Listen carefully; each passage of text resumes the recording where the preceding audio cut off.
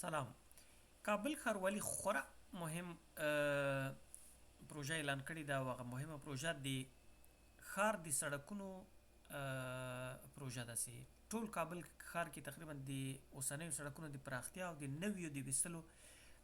پلان یې څه ده، نقشه یې څه ده، دا یې آنلاین کړې ده او هر څوک یې کتلی سي. ما ته پکې تر ټولو جالب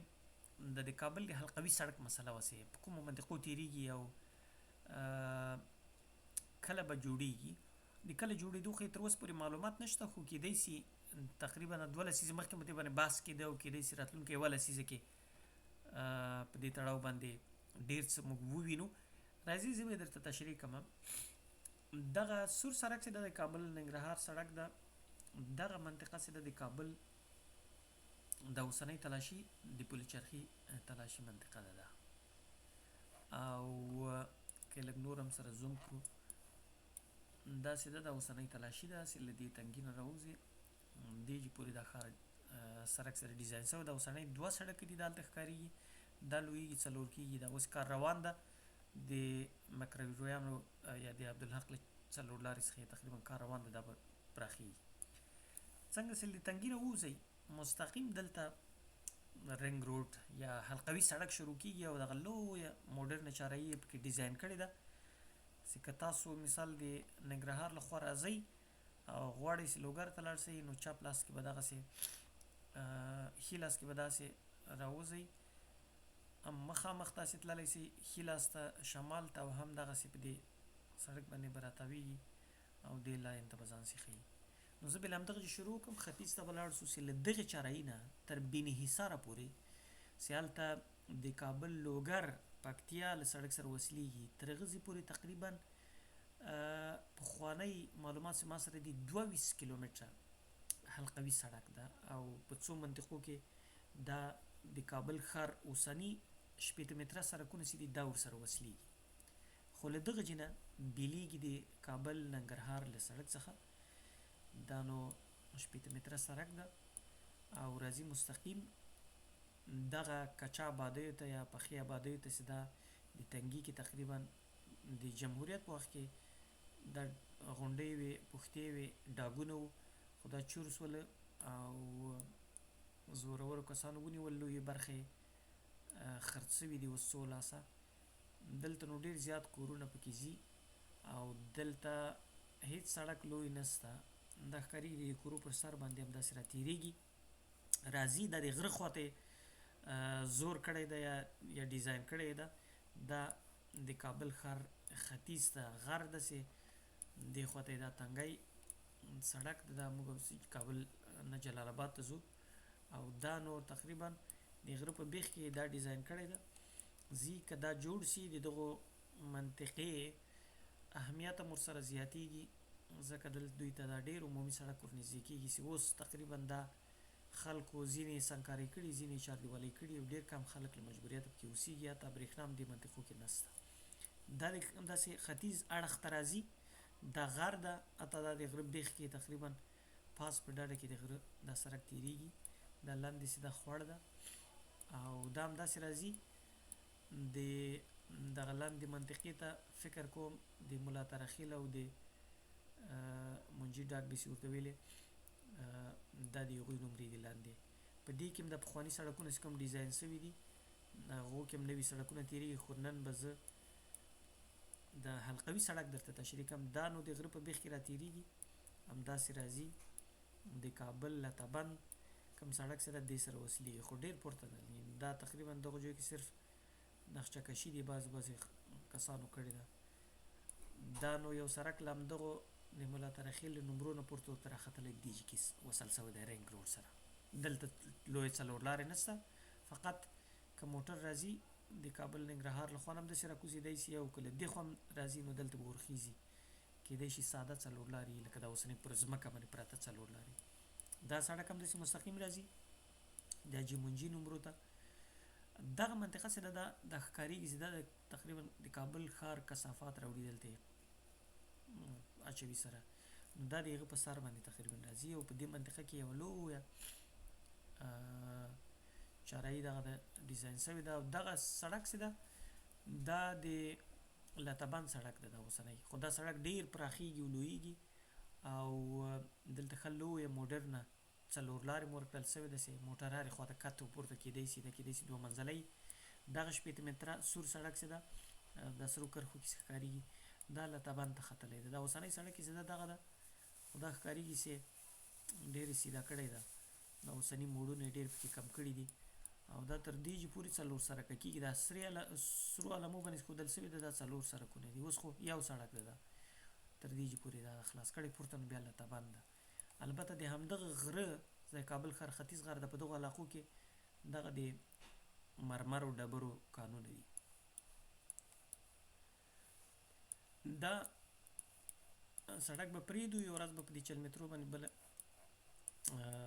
بل پروګرام جوړ کړو، خو اوس دغه حلقوي سړک در تشریح کوم. دا سړک نور همداسې پورته د حاجي منجي په نومرو کې داسې راځي.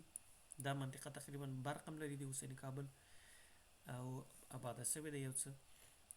دغه اوسني سړک کې دغلته یو بازار هم تقریبا جوړ سوی ده. دا راځي د نومرو خواته زور کړی ده او دا تقریبا ډېرې زیاتې نومرې په دې کې له منځه ځي.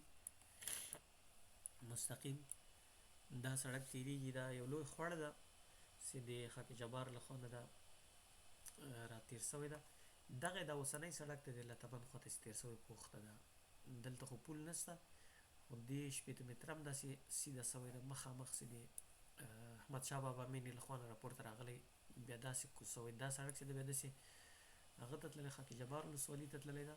چې البته اوس دا نوی کابل سړک هم داسې جوړېږي، د نوی ختیځ د کابل لاین دویم سړک او دا د لاتابند ته داسې تېرېږي. نو د اوسنی سړک یې دغه ده، دا شپېته متره لوی سړک، چل متره لوی سړک او دا شپېته متره دا نو رنګ روډ یا حلقوي سړک ده. دا د دې اوسني سړک په جنوب کې تقریبا تېرېږي، دا غر ده او دا همداسې راوړي قلعه موسم غونډۍ ده او د کلي ته دې کلي کې نو ډېر زیات کورونه له منځه وړي ورسره. او دا سړک هم داسې مستقیم راځي د غره ته تقریبا نږدې د کلو د پټیو په منځ کې د قلعه موسم د کلي په منځ کې داسې راوړي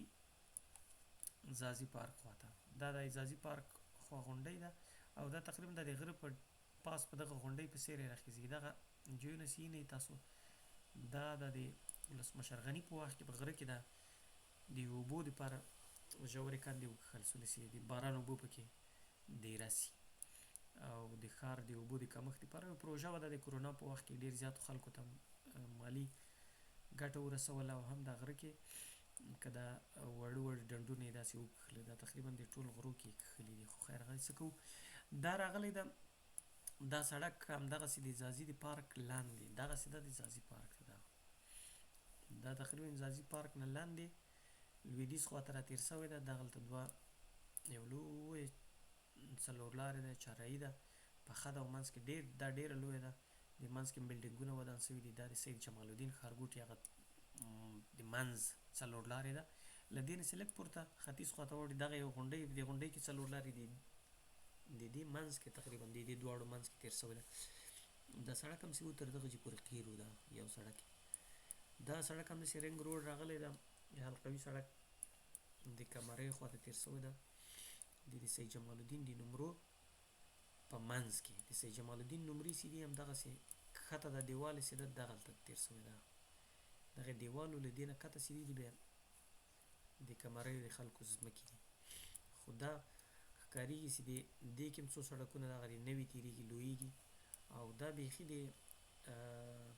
د داود ځاځي او د سید جمال الدین د ښارګوټو تر منځ دا سړک تېرېږي. داسې راځي بیا یو منطقه د انجینر احمدشاه مزي ښارګوټی ورته ویلي دې خواته دا دې کې دا تېرېږي. دغه د انجینر احمدشاه مزي د ښارګوټي د منځ سړک ده چې د حسین خیلو د کلي له خوا نه مستقیم راغلی ده. د دې خوا نه دغه د اوسنی سړک ده، د احمدشاه بابا مینې نه ځاځي پارک نه چې کمریو کلي ته تللی ده، خام سړک ده. نو دا د انجینر افضل شهرک دې ته وایي، د دې په منځ کې راتېر سوی ده او دا تقریبا غر ده د دې کمریو د غره بیخ کې دا تېرېږي، پټیو د منځ کې پاس کلي هم دي دلته په دغو درو کې، که دې علاقې کې نشته خو دغو خوا کې شته. دا همداسې راځي دغلته نه پوهېږم کوم فارم جوړ سوی و پخوا د دې د کمریو د کلي په منځ کې د غره بیخ کې غونډیو بیخ کې دا راتېرېږي همداسې دلته د مهاجرینو کوم شهرک هم و په دغه علاقه کې کیدای شي همدغه یي د دې شهرک په منځ کې راتېرېږي او د کمریو د بګرامۍ ولسوالۍ د کمریو د پټیو په منځ کې راځي همداسې سیده دغه پاس د سحاکو په نامه کلي دي دغو کلو ته تقریبا نو برجه او شش برجه او دا علاقې وایي خو دوی پټیو کې راتېر سوی دا سړک دغه د لوګر سیند ده نو سیند سره دغلته نږدې سوی ده دا البته د بیني حصار تنګی ده دغه د لوګر کابل سړک ته او دا غر ده د غرې ډډه کې دا په زور چور سوي کورونه جوړ سوي دي دا سړک هم اوس جوړېږي لویېږي دا 40 متره دی 40 متره سړک ده او دا 15 متره یې رنګ روډ دغه غونډۍ ته دلته راځي دا غونډۍ هم پکې وایي دا د کابل لوګر سیند چې ده د لوګر سیند په ختیځه برخه کې راځي همدغسې په دې تنګي کې دلته ریګ د راویستلو ځایونه دي دی په دې ختیځ اړخ کې د سیند تېر سوی دا سیند ده دا نری او دا سیده دا غر ده او دا اوسنی سړک د کابل لوګر دا سړک هم لویږي د سړک سره نه وصلېږي دلته له دې نه راځي دا خیر آباد دې غونډۍ سره دلته دا تلاشي سیده په دې منطقه کې ده د تلاشي په منطقه کې سیده ډېر لوی څلور لارې ده دا تقریبا که جوړه سي نو د خیر آباد له دغو منطقې نه تر نیمایي تنګي پورې دا ډېر لوی چارهیي ده که موټر ښار ته بېرته دغسې لنډ هم ننوتی سي او لوګر ته هم دلته بیلیږي د لوګر له خوا نه که موټر راځي هغه که ختیځ ته ځي نو ښی لاس به همدغسې اخلي او که داسې دارالامان خوا ته ځي چپ لاس به په همدې کې دې چارهیي کې به بیلیږي سره دا سړک همداسې راغلی دی دغه د ګودامونه جوړ سوي دي پخوا دلته لرګیو موټر هم درېدله د دې په بیخ کې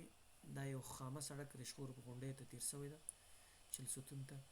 او دغسې دی رشخور دیوال یې وهلی ده چې چور نه سي دا منطقې ډېرې زیاتې چور سولې دا همداسې د رشخور په غونډۍ کې اوښتی ده دغه ښارګوټي ده دغه ښارګوټی داسې د جمهوریت په لومړیو کلونو کې د رشخور یو قومندان د بدخشانو مانې نوم ویر سو دا منطقه ټوله چور کړله او اکثریت خپلو خلکو ته توزیع کړله د رشخور غونډۍ تقریبا 80% خلک یې د بدخشان خلکو په دې منطقه کې دا بیا دا سړک همداسې تللی ده پخوانۍ نقشه چې ما یې کتلې وه هغه د دلته دې خواته د هغه نمرې دي دشت پډوله چې ورته د دې نمرو منځ کې دارالامان ماڼۍ سره وصلېده خو داسې ښکارېږي دا سړک ډېر د دارالامان نه ماڼۍ نه جنوب ته تېر سوی ده دغه د کابل د لاتابند چې ورته هغسې ورته وایي یا کتو چې ورته وایي له هغې خوا نه دا سیند راغلی ده د کابل سیند دغه برخه ده په دې باندې هم ورتېرېږي هلته به پولې له دې نه چې ورتېر شي هلته ډېره لویه چارهیي ده دغلته یو شهرک و د دې شهرک په سر کې دا خصوصي ښارګوټی د دې شهرک په سر باندې تېرېږي داسې پورته د کورغ غرونه چې ورته وایي دې ته ځان برابروي دا لاندې دا منطقې بیا چور سوي دي دا سړک همداسې مستقیم تېرېږي د غرو په ډډو کې ډېر اوچت دا ښکارېږي دا د غونډیو سرونه چې ټول چور سوي له دې نه ډېر زیات اوچت دا سړک تېرېږي پورته او دارالامان ماڼۍ نه ډېر پورته خیزي دا تقریبا د تاج بیګ ماڼۍ ده داسې وینئ تاسې دا د تاج بیګ غونډۍ ده او دارالامان غونډۍ د دې شمال ته ده دا د دارالامان غونډۍ دا خو د پارلمان ده او داسې د دارالامان غونډۍ ده نو د پارلمان نه پورته دا سړک د تاج بیګ غونډۍ نه ښه ډېر پاس د حلقوي سړک تېرېږي د غونډو کې او لاندې به یې د اجنبي ښارګوټي پخوا چې کوم ډیزاین ویل کېدله هغه د اجنبي شهرک ته برابرېده خو دا ښکارېږي پاسې غرو په څوکو ته نږدې تقریبا دا سړک ډیزاین سوی ده همداسې تېرېږي او دا به کته هغه ته ورځي د کابل قندهار سړک ته دغه سړکونه چې دي د اجنبي ښارګوټي نه پورته ورسره د 40 مترې ورسره وصل سوي دي نو دا یې بیخي ډېر لوړ ودان کړی ده یا ودانیي یا ډیزاین کړی ده او داسې دشت برچي ته ورکوزېږي دا د دشت برچي اوسنی سړک ده چې په دې باندې تقریبا دا جوړ سو اوس خو د سټلایټ تصویرونه پخواني دي دا یې له دې دشت برچي له دې سړک سره وصل که دا له کمپنۍ له خوا دا راغلی ده دا اوس پوخ ده دا سړک دا له دې سړک نه پورته نو تقریبا جنوب خواته ده، اوس همداسې مستقیم تللی ده د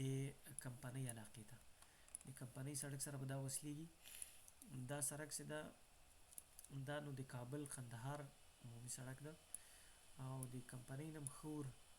ما ته ښکارېږي ښه ښکته ور تېر شوی ده. ته به درسې وګورو چې د کمپنۍ علاقې کې کوم ځای کې نو دا سړک چې ده دا رښتیا د هغه سړک ده، د دشت برچي سړک ده. تر اوسه پورې موږ د دشت برچي له سړک نه یو راوتي، بالکل د دشت برچي سړک ده. دا نوی سړک چې جوړ شو د هغه ته دا د دشت برچي د سړک په دشت برچي په مابین کې چارهیي ده، دا را تاویږي دې خواته نو د هغه خواته کمپنۍ خواته دغسې راځي بېرته داسې تاو کړی ده د کابل قندهار سړک سره په دې علاقې کې وصلېږي. دا د کابل قندهار سړک ده او دغه سړک چې ده پغمان ته پورته تللی دی. د پغمان د سړک په